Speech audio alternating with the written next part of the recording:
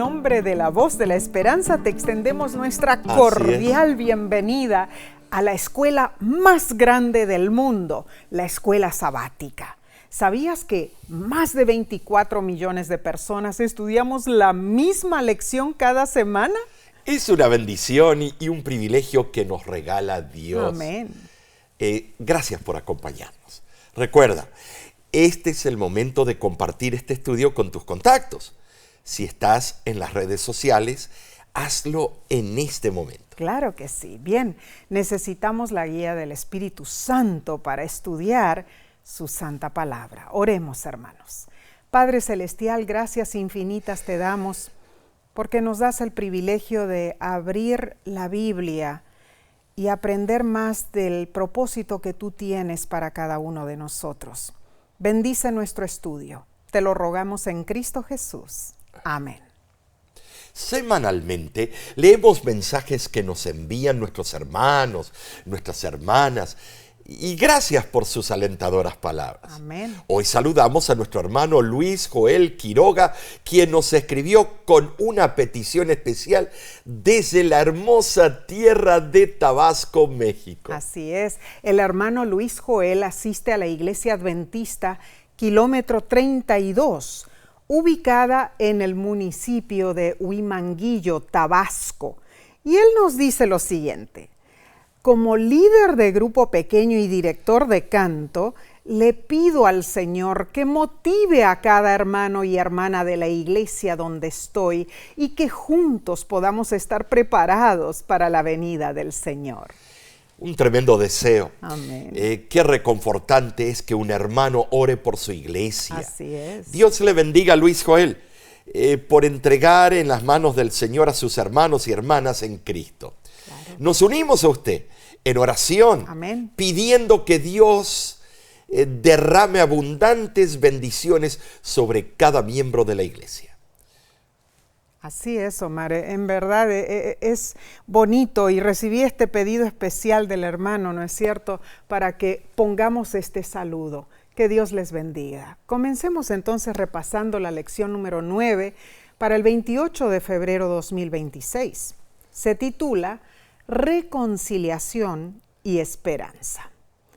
¿Cómo podemos hacer que nuestra esperanza sea real y que no sea una mera ilusión, Omar? ¿Habrá posibilidad que se resuelvan los problemas planteados en el gran conflicto utilizando la reconciliación? Esta semana trataremos de definir la reconciliación y la esperanza desde una perspectiva cristiana. El apóstol Pablo afirmó que Jesús es Dios, Amén, que tiene el poder de crear y redimir.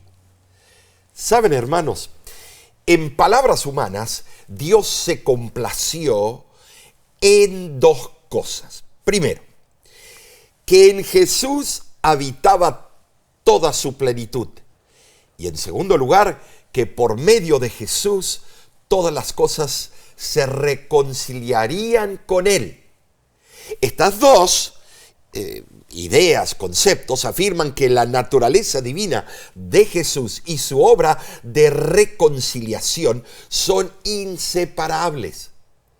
El texto de esta semana está en 2 de Corintios 5:21. Al que no conoció pecado, por nosotros lo hizo pecado, para que nosotros fuésemos hechos justicia de Dios en Él.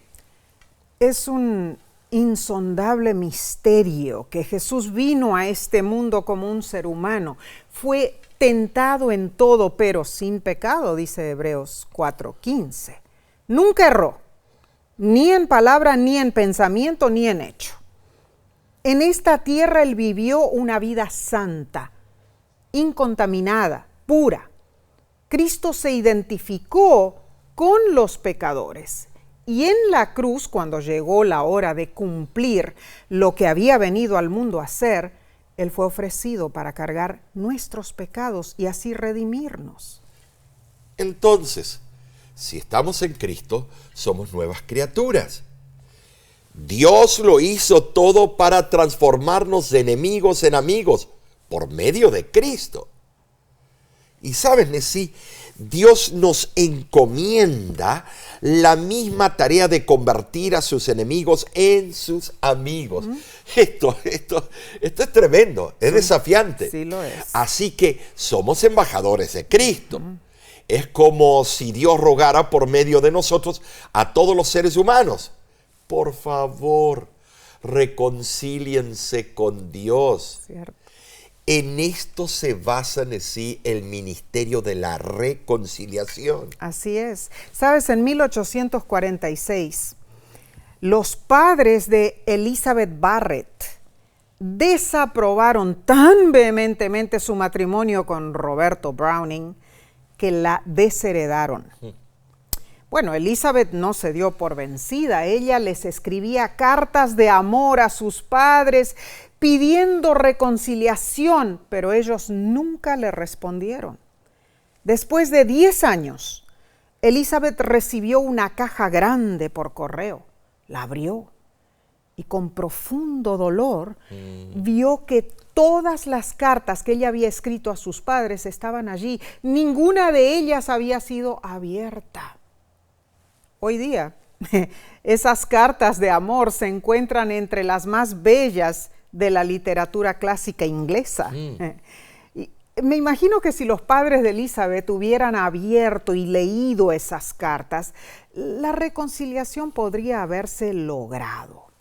Hermano, hermana, la Biblia es la carta de reconciliación de Dios para nosotros. Debemos abrirla, leerla detenidamente y con frecuencia. Qué ejemplo impresionante, Sí, lo de es. verdad. Me sacude esa historia. Pablo explicó el proceso de reconciliación en detalle.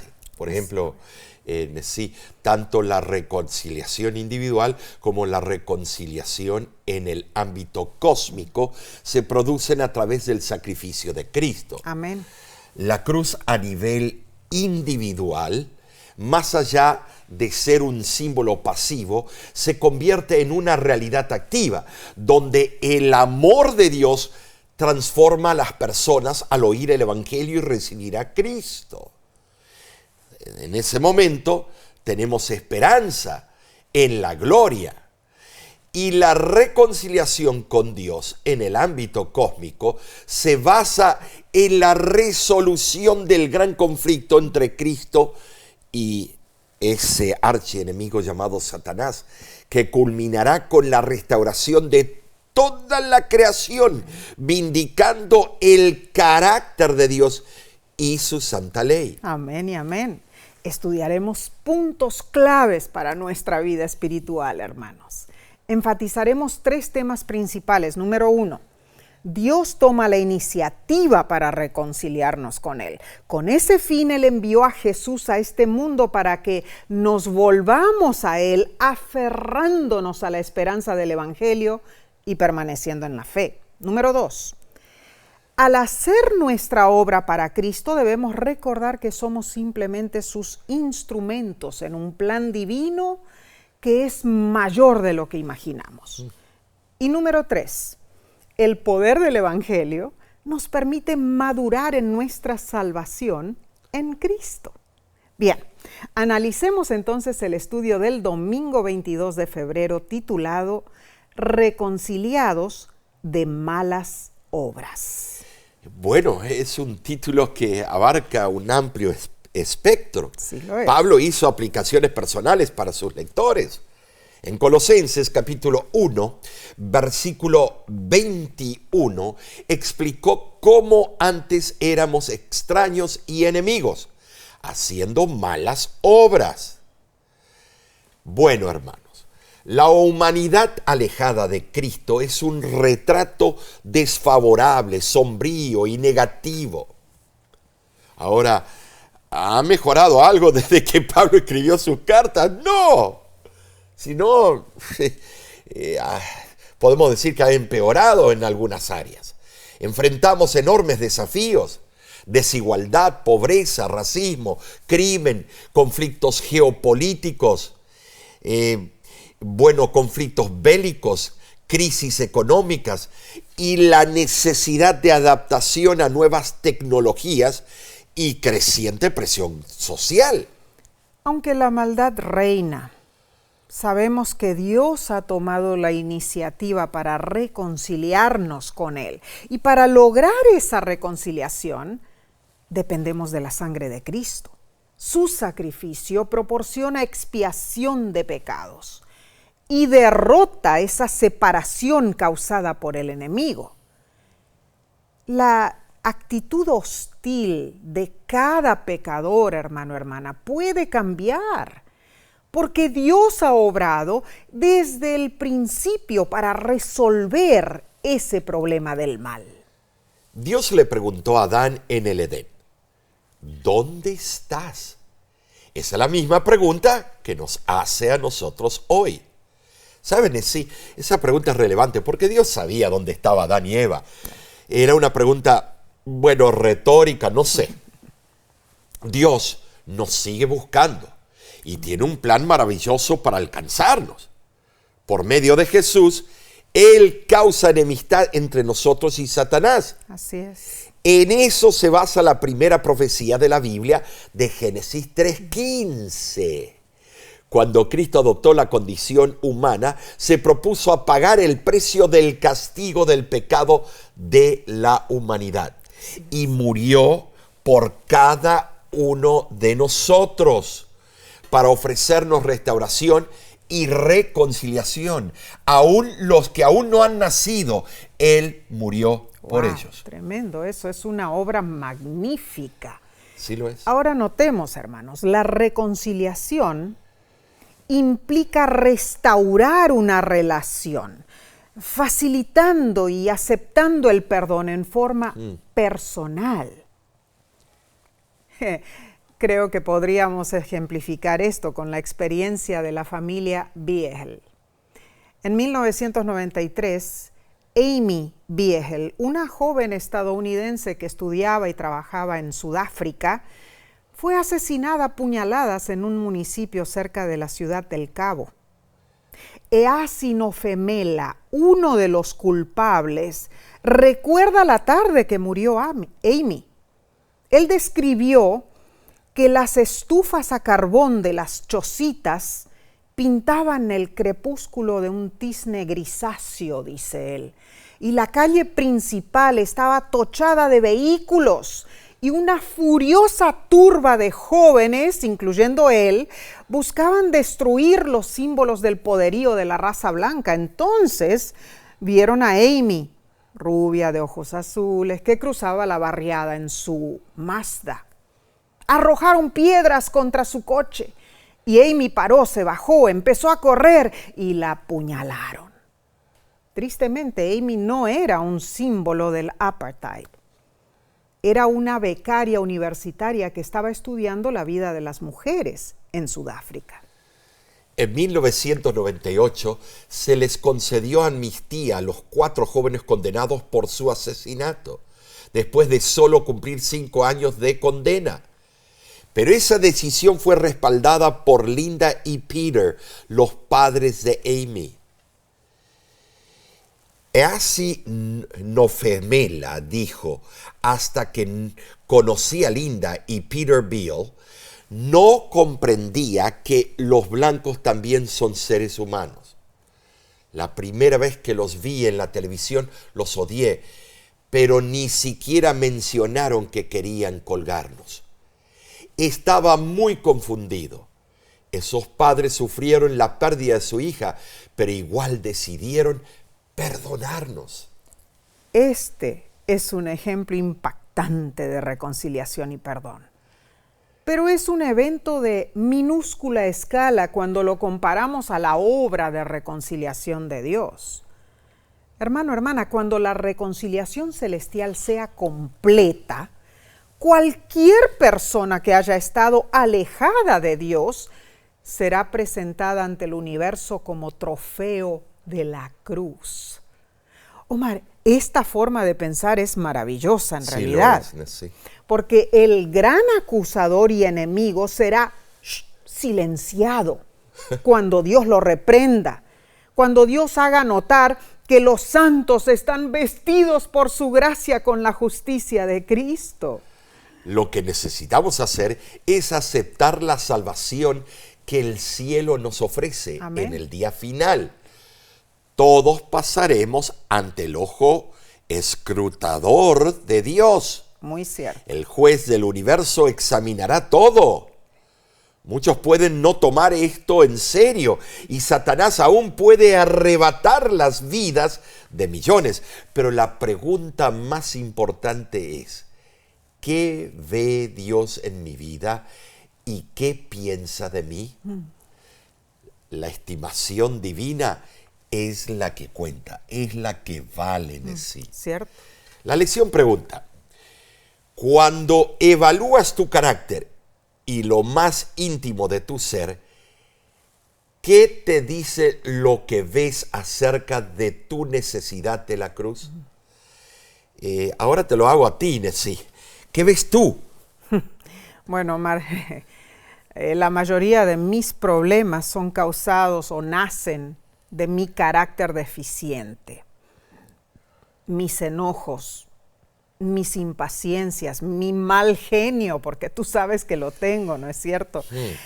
Pero al contemplar a Cristo, puedo ver su sacrificio y lógicamente siento su poder perdonador. De esa manera nace en mí la esperanza de una transformación positiva. Entonces, definitivamente yo necesito el sacrificio de Cristo para que yo pueda ser sanada del pecado, para que yo pueda recibir perdón y vida eterna. Claro, y dejar esa agresividad a un lado, ese enojo, que en sí tú no eres así como estás diciendo. Sí, lo soy. Porque si tú lo eres, mi carácter es un huracán. Todos tenemos entonces ese todos problema. tenemos esa lucha en sí. Claro que pero sí. Hay poder en la sangre de Cristo. Amén, amén, amén. Tristemente, algunos presentan el Evangelio de forma tan complicada y teórica que se vuelve insignificante y difícil en la práctica, hermanos. Sin embargo, el Evangelio que Jesús nos ofrece es sencillo y directo. Consta de 3 partes. Primero, no podemos salvarnos a nosotros mismos.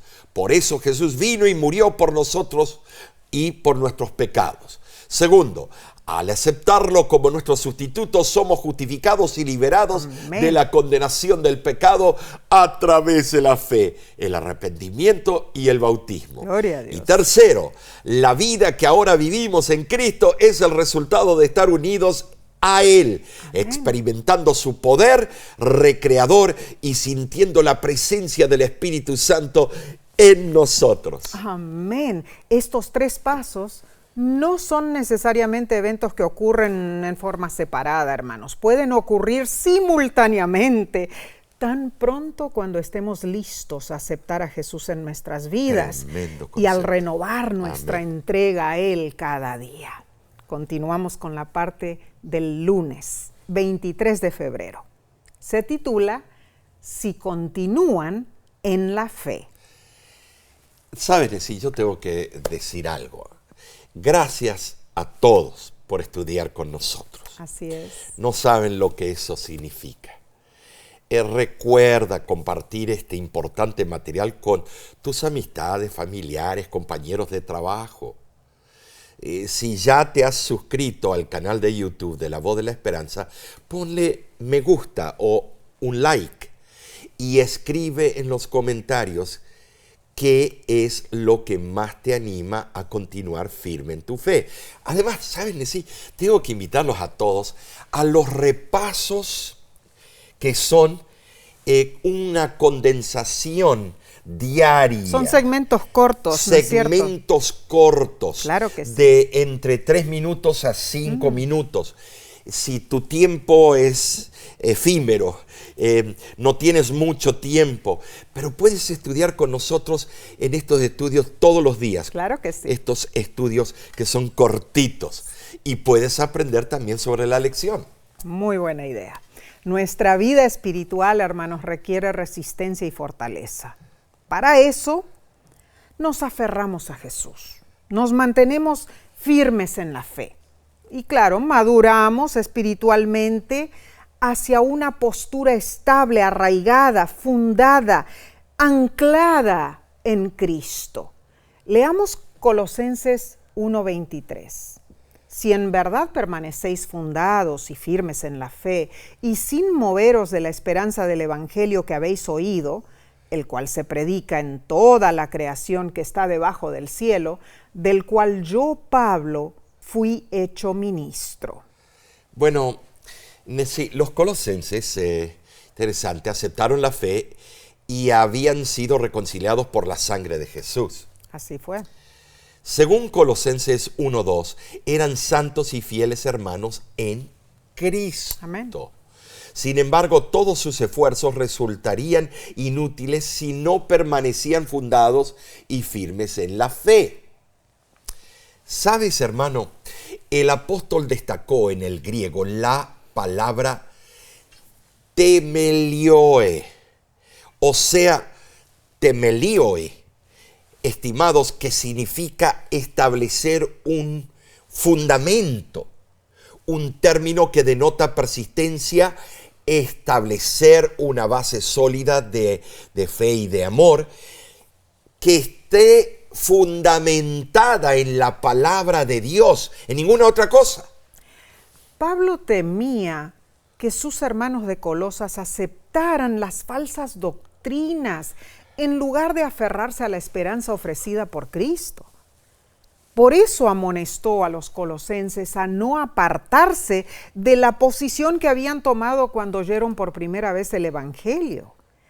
Lo que ellos habían comenzado por la fe debía también continuar por la fe. Además, Pablo instó a sus hermanos en Cristo a no moverse de su fundamento. Se refirió a la importancia de una estructura de esperanza inamovible. Fue como si Pablo dijera, bueno, no permitáis que las artimañas filosóficas de los falsos maestros ni las tentaciones seductoras os desvíen de vuestra posición. En síntesis, el tiempo del verbo en griego permitiría la siguiente traducción: no estéis continuamente cambiando de una posición a otra. El mismo vocablo aparece en 1 Corintios capítulo 15, versículo 58, donde dice: así que, hermanos míos, amados, estad firmes y constantes, creciendo en la obra del Señor siempre, sabiendo que vuestro trabajo en el Señor no es en vano. Oh, Omar, esto desmiente la conocida creencia de algunos, según la cual dicen que una vez salvo, siempre salvo. Pablo afirmó algo completamente diferente. Y la lección pregunta, y me gustaría que contestaras, Omar, ¿cuál ha sido tu experiencia al ejercitar tu fe diariamente? Bueno, la fe me da visión, me enfoca mi visión, me da propósito, me da una meta, me lleva a la fuente, a la gracia de Cristo que fue vertida por la humanidad y por mí. Todos los días, si no tenemos una infusión de fe en sí, y eso nace de Dios, porque nuestras tendencias nos llevan al mal. Eso nace de Dios. Si tenemos la mirada puesta en Él, si leemos la palabra de Dios, tenemos esa infusión, ese alimento de fe. Esa fe nos lleva a algo mejor, a trascender las angustias de este mundo y ver por los ojos de la fe lo que nos espera en el día final. Amén. Es una esperanza real, hermanos. Y notemos, el mensaje de Pablo contaba con la autorización divina. Así es. O sea, la fe de los creyentes se fortalecía al mantener su fe y seguir los consejos del apóstol, ¿no es cierto? Si transportamos esta mentalidad a nuestros días, Vivimos en un mundo donde todo cambia, ¿no Claro. es cierto? Los tiempos cambian, las costumbres cambian, La sociedad, las todos. personas cambian, incluso los sentimientos cambian. eso. Tristemente. La vida humana está, bueno, marcada por la inconstancia. Es decir, Cierto. somos volubles, así como las olas del mar, vamos, para arriba y para abajo, por altibajos del ánimo, las circunstancias y las decisiones volubles. Sin embargo, en medio de esa inestabilidad humana, la Biblia nos recuerda una verdad gloriosa. Dios no cambia. Malaquías 3:6. Amén. Esta afirmación teológica es un ancla para nuestra vida. Claro que sí. ¿La has aprovechado? Oh, importantísimo. Cuando dudamos, hermanos, cuando nuestra convicción vacila, cuando las pruebas se multiplican, la inmutabilidad divina nos recuerda que el fundamento de nuestra esperanza no depende de las circunstancias, sino del carácter eterno e inalterable de Dios. En esta teología se basó Pablo cuando exhortó a sus lectores, sus hermanos en Cristo, a mantenerse firmes en la fe, porque Dios es inmutable en su obra de salvación. Indudablemente, cuando sentimos que nuestro corazón se agita, impulsado por tentaciones terribles o por pruebas abrumadoras que nos llenan de pesar, debemos ejercitar una fe inconmovible en Dios. Amén. En el devocional Cada día con Dios, página 60, leo lo siguiente: Dios quiere que confiemos en Él. Cada día Él despliega sus planes ante nosotros y debemos tener los ojos y la percepción necesarias para captar estas cosas. Necesitamos cultivar diariamente la fe en un Salvador actual.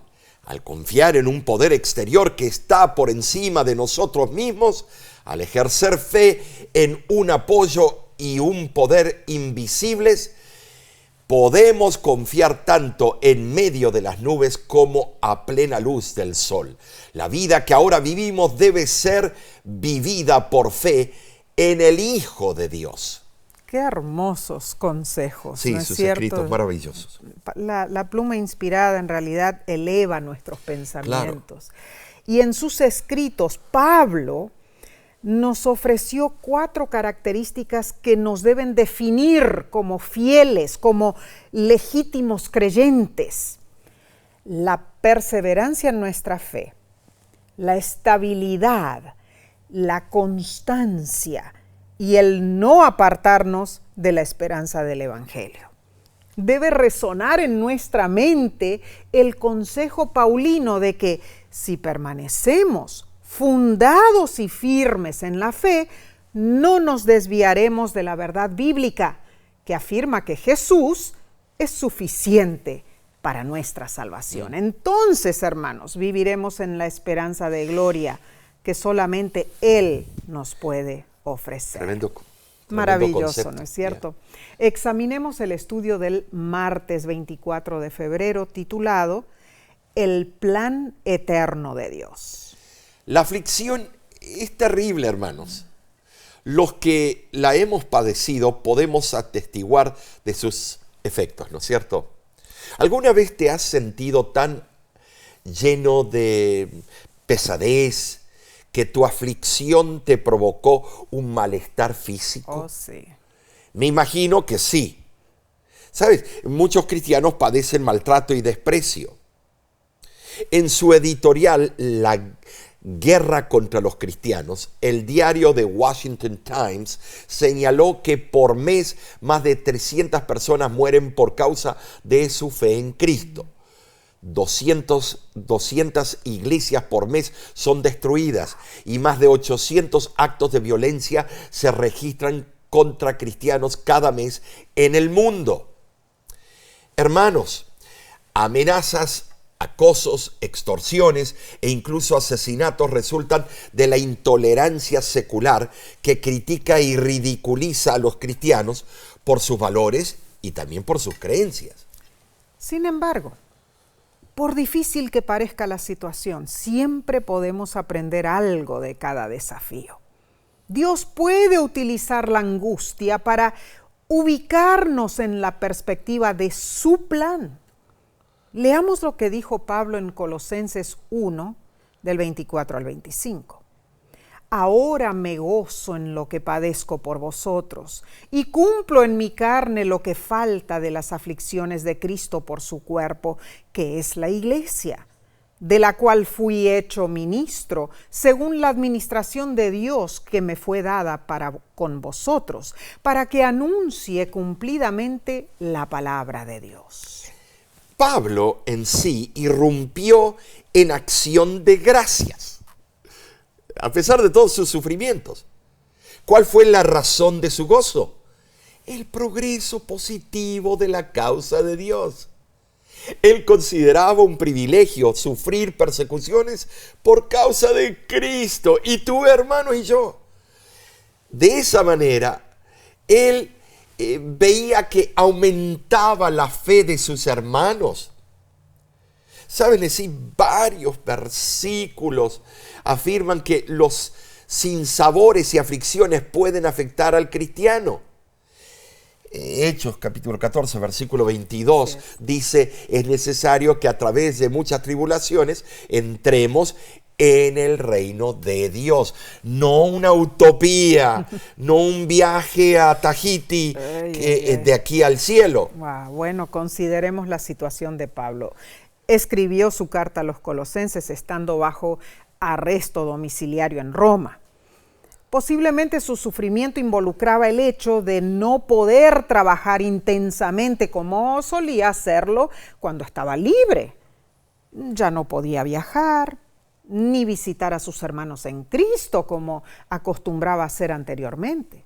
Sin embargo, esas tribulaciones advertidas por Cristo no son aflicciones dignas de compararse con la gloria venidera que en nosotros ha de manifestarse, dice Romanos 8:18. Y muy bien dicho, esa es una perspectiva amplia. Amén. Así como Pablo escribió a los cristianos de Filipos, también expresó su regocijo por lo que sufría, explicando a los colosenses que esos padecimientos eran para beneficio de la iglesia, en Colosenses 1:24. Ahora, hermanos, notemos que aunque Pablo estaba en prisión o en arresto domiciliario, él afirmó en 2 de Timoteo capítulo 2, versículo 9, que la palabra de Dios no estaba encadenada. Es de admirar que durante su confinamiento él también escribió sus cartas a los filipenses, a los efesios y a Filemón. Y después de ser liberado de su encarcelamiento, Dios lo inspiró a escribir los importantes consejos en 1 de Timoteo y Tito. Más tarde, durante su último prendimiento en una cárcel romana, Pablo escribió 2 de Timoteo. Esos últimos años brindaron a Pablo la oportunidad de escribir una parte significativa del Nuevo Testamento. Probablemente incluyó también la epístola a los hebreos. Es maravilloso como Pablo enseñó sobre el plan eterno de Dios, ¿no es cierto? Afirmó que tenemos todo en Cristo. ¿Sabes? Él desarrolló esta idea atribuyendo a Jesús títulos que reflejan lo que ha hecho por nosotros. Jesús es nuestro creador, nuestro redentor, es la cabeza de la iglesia, es el principio, el primogénito de entre los muertos, y en él habita toda la plenitud del plan salvífico de Dios. Indiscutiblemente, Pablo afirmó que Jesús es Dios, como Dios en su totalidad. Él es capaz de crear y redimir. Amén. El plan eterno de Dios preveía todo esto y más. La palabra griega oikonomía, utilizada por Pablo en Colosenses 1:25, se traduce como administración. En 1 Timoteo 1:4, esa palabra se refiere a la manera en que Dios ordena las cosas. Y eso incluía el apostolado de Pablo, y en el ámbito cósmico incluye todas las provisiones divinas que integran el plan de salvación. Esto es, sí, esto es importante, Claro. porque todo, tanto el ministerio de Pablo como el de los otros apóstoles, incluyendo los profetas del Antiguo Testamento como Moisés, todo fue diseñado y aparejado para anunciar la palabra de Dios. Amén. Y todo hace parte del plan divino y eterno de Dios, hermanos. Gloria a Dios. Ahora abramos una brecha que nos permita espiar el estudio de mañana. Pablo reconocía que su ministerio era solo una minúscula parte de un plan amplio, Claro. de largo alcance. Ese plan no inició con Pablo, comenzó desde la fundación del mundo. Mateo 13:35. Nuestra limitada perspectiva terrenal no permite comprender el amplio espectro, pero el amoroso plan de Dios para sus hijos es perpetuo. Amén. La lección pregunta, ¿cómo armonizan tus decisiones con el plan amplio de Dios?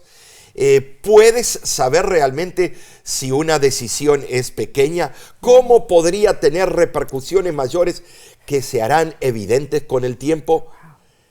¿Podrías tú darnos una sinopsis? Bueno, Mar, nuestras decisiones definitivamente son cruciales en el plan divino, ¿no es cierto? O usamos nuestro albedrío para alinearnos con su voluntad, o nos alejamos completamente Claro, de ella, ¿no es hay cierto? término medio. Todo lo que hacemos, todo lo que decimos, repercute en el Amén. plan de Dios. Amén. Hermano, hermana, nosotros vemos pequeñísimos detallitos, pero Dios ve el panorama completo. Por eso es vital confiar en su sabiduría.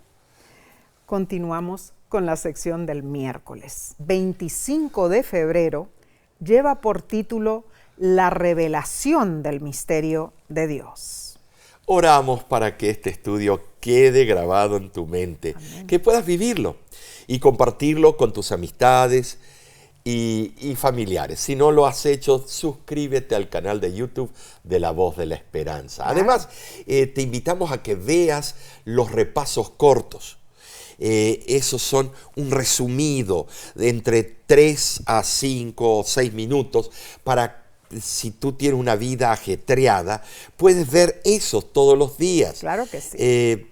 Te invitamos que lo hagas y compartas esos estudios también. Ahora, leamos Colosenses capítulo 1, versículo 26 al 27. Y dice así: el misterio que había estado oculto desde los siglos y edades, pero que ahora ha sido manifestado a sus santos, a quienes Dios quiso dar a conocer las riquezas de la gloria de este misterio entre los gentiles, que es Cristo en vosotros, la esperanza de gloria. Notemos que las bendiciones plenas del Evangelio fueron comprendidas solo vagamente por los patriarcas y por las siguientes generaciones.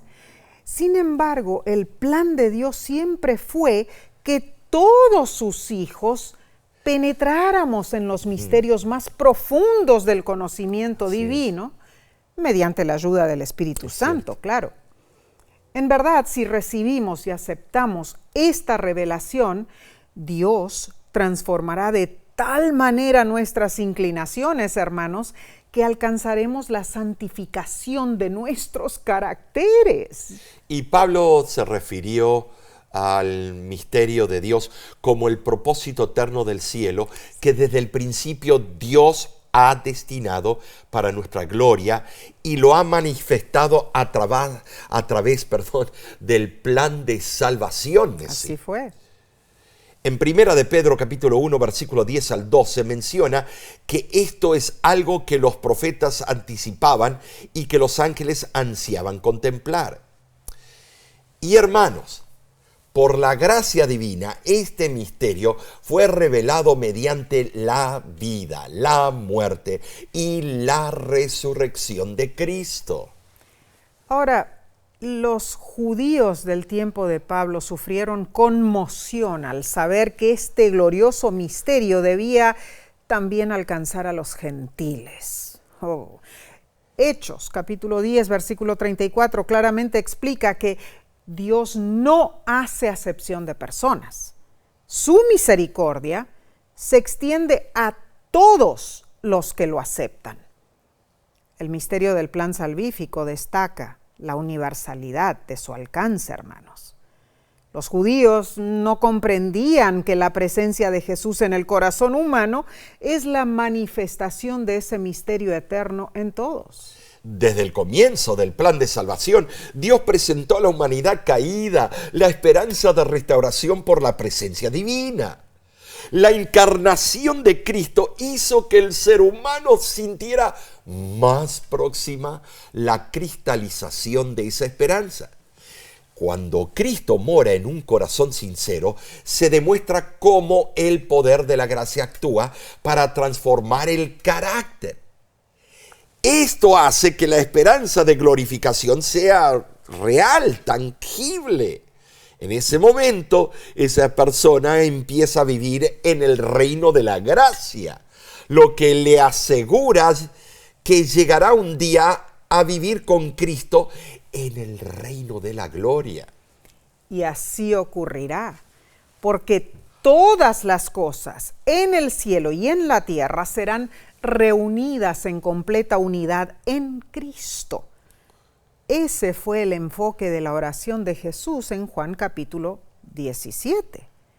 Y la manera exacta en que esto sucederá era antes un misterio, pero ahora ha sido revelado, sí, a través del Evangelio. Omar, en esto consta todo este plan, ¿no es cierto? Que Dios nos ama tanto que Él entregó a Jesús, el tesoro invaluable del cielo. ¿Para qué? Para nuestra salvación. Y la razón de este amor, o ese amor, será objeto de nuestro estudio durante toda la eternidad. Maravilloso. Pero sabemos lo que afirma 2 de Corintios 5, versículo 15. Cristo por todos murió para que los que viven ya no vivan para sí, sino para aquel que murió y resucitó por ellos.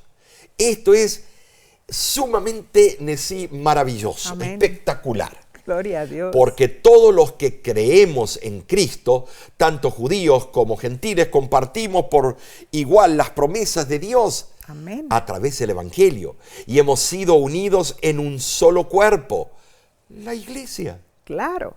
Ahora, cuando Pablo mencionó en Colosenses 1:27 la frase Cristo en vosotros, se refirió a la morada de Cristo en nuestro corazón por medio de la fe. Esa unión espiritual con Cristo nos permite sentarnos juntos en los lugares celestiales y experimentar los poderes del mundo venidero, incluso ahora, mientras vivimos en esta tierra.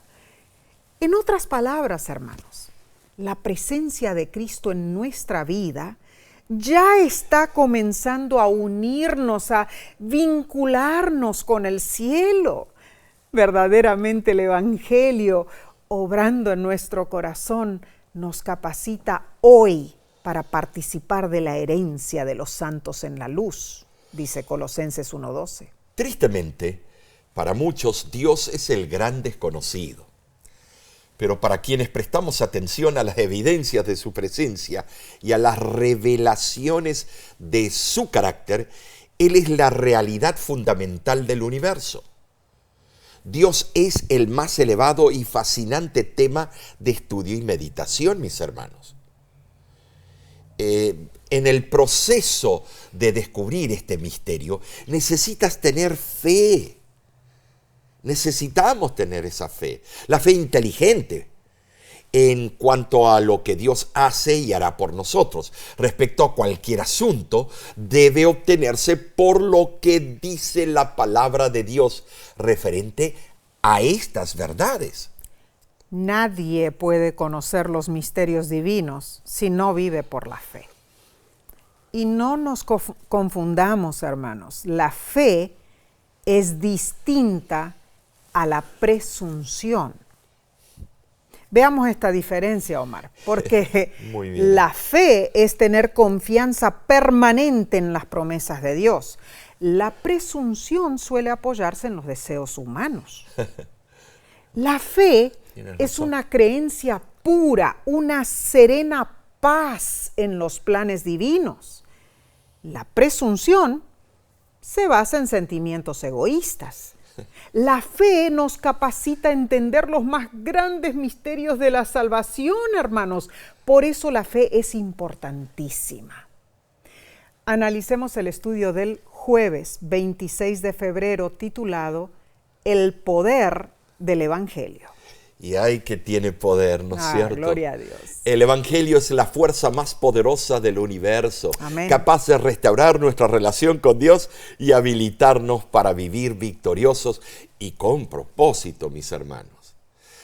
Ahora, leamos cómo explicó Pablo en Colosenses 1, 28 al 29. Lo que dice es relevante.